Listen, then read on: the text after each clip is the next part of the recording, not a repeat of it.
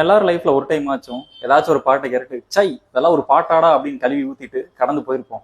ஆனா அடுத்த 2-3 நாளுக்கு நம்ம சோசியல் மீடியா பேஜ்ல தொடர்ந்து அந்த பாட்டே நமக்கு ரெக்கமெண்டேஷன்ல வரும்.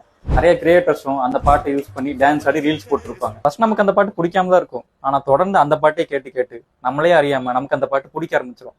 அப்போ உங்களுக்கு ஒரு டவுட் வந்திருக்கும், என்னடா ஃபர்ஸ்ட் கேட்கறப்ப இந்த பாட்டு நமக்கு பிடிக்கலையே, பார்த்தா பிடிக்காது, பார்க்க தான் பிடிக்கும். ஒருவேளை ஃபர்ஸ்டே இந்த பாட்டு நல்லா தான் இருந்துச்சா இல்ல நமக்கு தான் பிடிக்கலையான்னு உங்களுக்கு ஒரு டவுட் வந்திருக்கும். அது ஏன் நினைக்காத யோசிச்சிருக்கீங்களா? ஏன்னா அதுக்கு பின்னாடி இருக்கிறது ஒரு சின்ன சயின்ஸ். அது பேர் தான் த மேர் ஷோ எஃபெக்ட். எந்த ஒரு விஷயத்த நம்ம அடிக்கடி பாக்குறோமோ இல்ல அடிக்கடி கேட்கறோமோ நம்மளே அறியாம நமக்கு அந்த விஷயம் பிடிக்க ஆரம்பிச்சிடும்.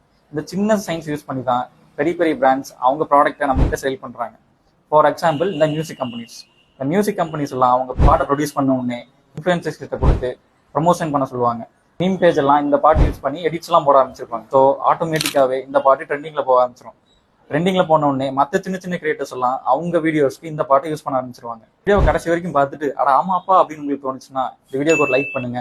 இந்த சுச்சுவேஷன்லாம் ஃபேஸ் பண்ணியிருந்தீங்கன்னா கமெண்ட் பண்ணுங்க, உங்க ஃப்ரெண்ட்ஸோட ஷேர் பண்ணுங்க, மறக்காம கேட்ச் பிக்க ஃபாலோ பண்ணுங்க.